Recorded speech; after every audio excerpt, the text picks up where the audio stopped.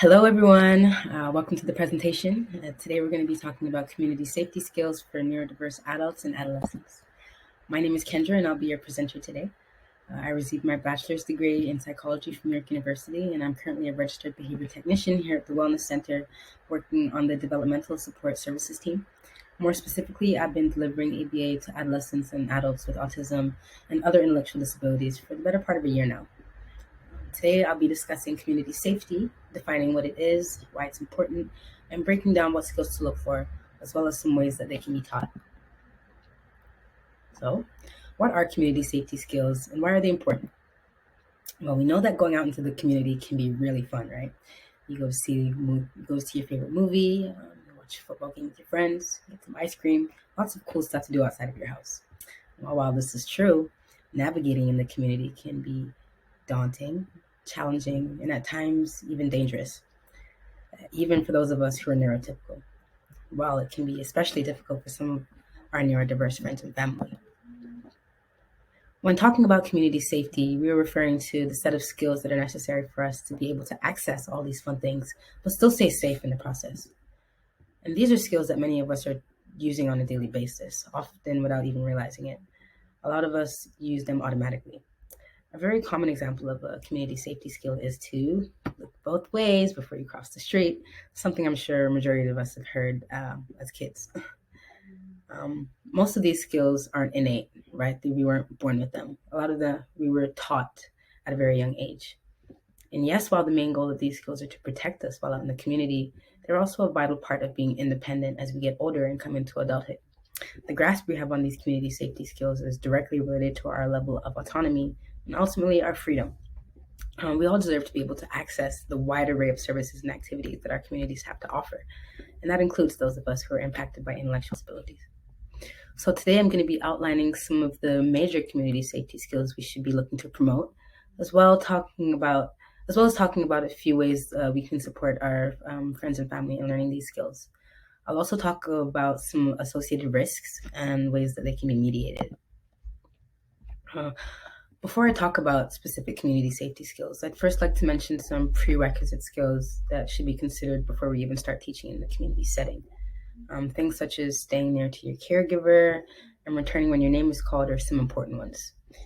Does your learner watch where they're walking and avoid obstacles? Are they able to step down from curbs without assistance? Here at the Wellness Center, on the Adult Services team, we use the AFLS, that's the Assessment of Functional Living Skills assessment, to gauge these skills. And if they're not present, we teach them. However, clients can start learning these skills as early as 3 years old. The sooner, the better. All the skills I'll be talking about today have been pulled directly from the AFLS. Accessing these skills can also be impacted by challenging behaviors. Behaviors like elopement are extremely high risk and can be very dangerous, especially out in the community. If your client or family member is prone to serious elopement, it may be a better idea to work on decreasing elopement before commencing with teaching certain community skills. Of course, this is discretionary. There are many high-risk factors about teaching in the community, but it's not impossible. We really just want to focus on being aware of the risks and taking all the action that we can to minimize harm that could be caused to the learner, to yourself as the caregiver, as well as others in the environment.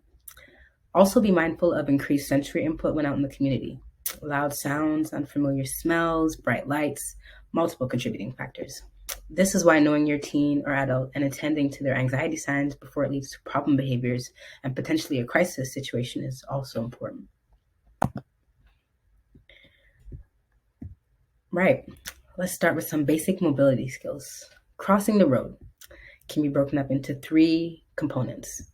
Stopping when you reach the edge of the street, looking both ways to see if cars are coming before walking into the road, and then the action of continuously checking to see if cars are coming while making your way to the other side. Firstly, we want to see that our learner can identify where the edge of the road is, and if they can, will they stop without being told to? Next comes the big one, looking both ways before crossing. Will the learner look left, right, and behind them even before walking into the road? And lastly, does the learner periodically check back and forth to ensure that the coast is still clear while crossing? Do they walk quickly so that they can get out of the road and onto the sidewalk as quickly as possible? If not, we want to practice these skills. Start by having the learner rehearse these skills in a low-risk area, like outside their home, in their neighborhood, or anywhere that's not a high-traffic area. Indicate to the learner where the road edge is, and prompt them to stop and look before crossing the road. Physically stop them and indicate which ways to look if this is necessary. But consider using visual prompts and gestures, or quickly fade these physical and verbal prompts so that the learner does not become dependent on being told to stop and look each time. Make sure that the learner can identify that when cars are coming, it is unsafe to cross. Something to consider here is that while your learner may be able to look both ways, they may not understand that an oncoming car is a dangerous situation. So practicing identifying when it is safe to cross is very crucial. Ask your learner, do you see a car coming? Is it safe to cross? And have them indicate yes or no. This is a good discrimination exercise that will promote more awareness while crossing. Some other skills to consider would be identifying crosswalks and the ability to engage with them. Some have a sign, some have a button with lights to alert vehicles of pedestrians, and some have nothing at all.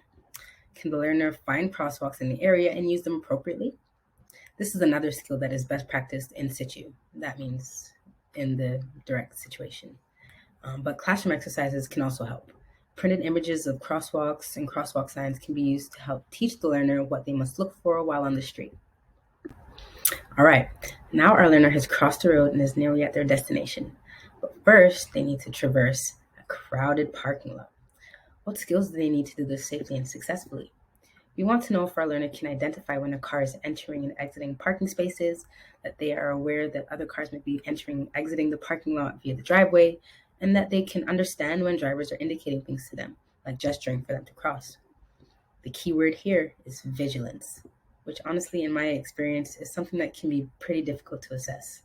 An individual with an intellectual disability may appear to be looking in a direction, but may not be fully attending where they are looking.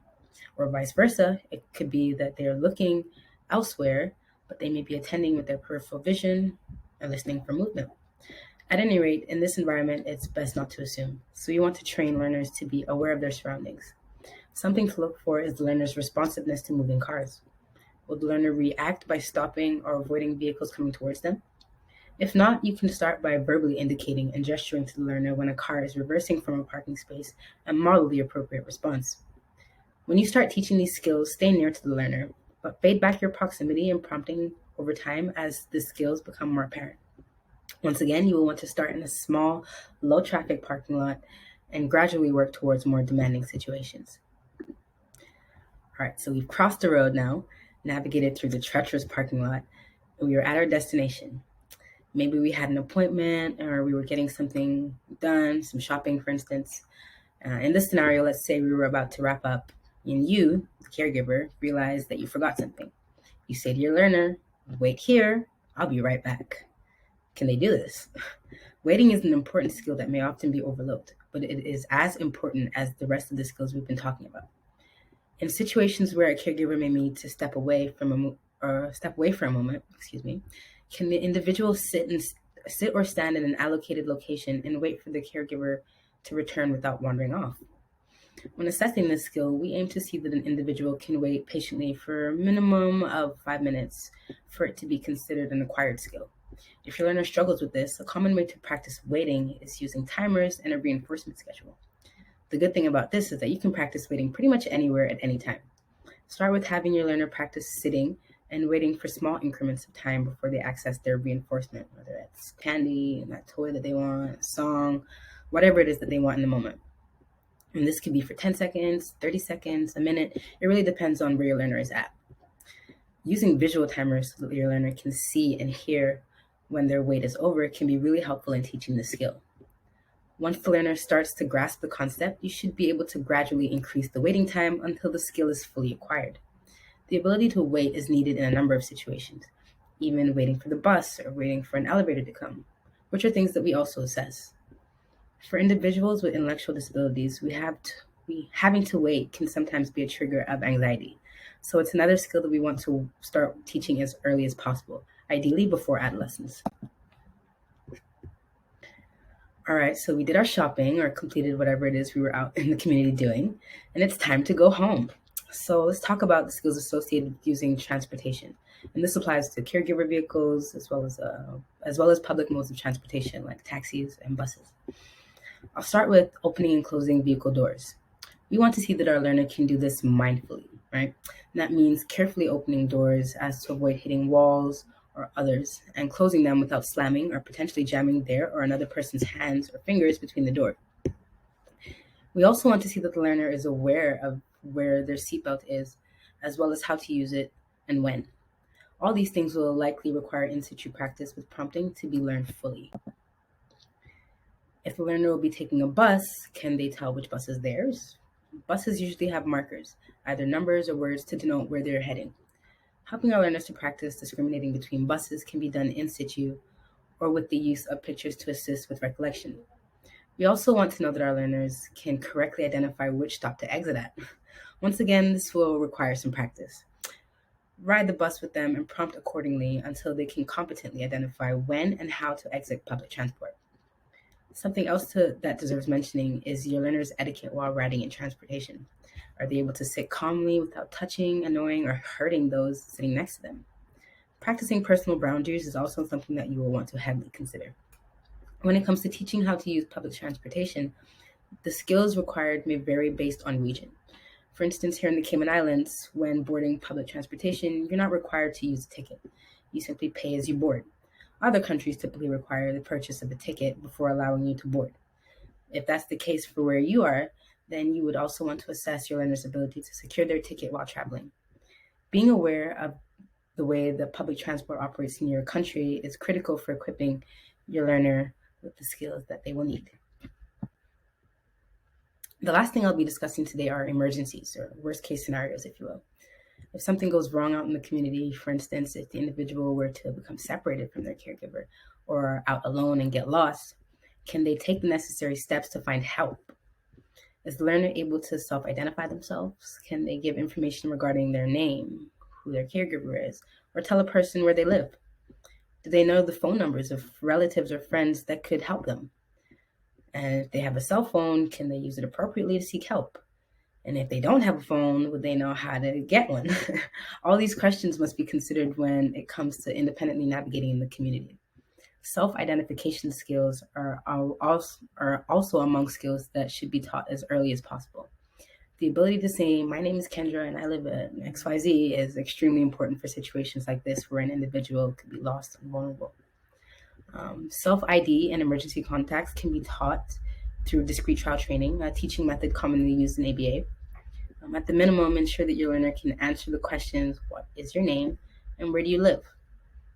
Whether that be verbally with an AAC device or written down on a piece of paper does not matter, as long as they can provide the information. Also consider the use of a social story to guide learners through the steps of possible emergencies and what actions to take. These are good because they can be personalized to the individual and give almost like a script of what to do next when something happens. They can rehearse the social story while at home or at school, and they can even carry it with them in the event of an emergency. Something else you can do is ensure that your learner carries some form of identification, as many of us already do. And my final tip today, and this applies to all of these skills when out teaching in the community, is to make your expectations clear. Always discuss rules for safety and expectations beforehand, and continually remind your learner of what they are trying to achieve while practicing these skills. And that brings us to the end. Thank you so much for viewing my presentation today. While this was a very condensed list of the skills and strategies I've found personally to be the most salient in my practice, we have a wealth of experience on this subject and cover a lot more ground here at the Wellness Center. I hope this presentation was helpful in providing you with some insight into what to do. If you are a parent and anything here sounded familiar to you, then maybe you could benefit from our services. And if you are a stakeholder, whether that be a therapist, teacher, caregiver, I hope that this will inform your approach to teaching community safety and allows you to give your learners the skills and confidence they will need to begin venturing out into the world. If you have any other questions or would like more information, you can find our contact information just above. Thank you and have a great day.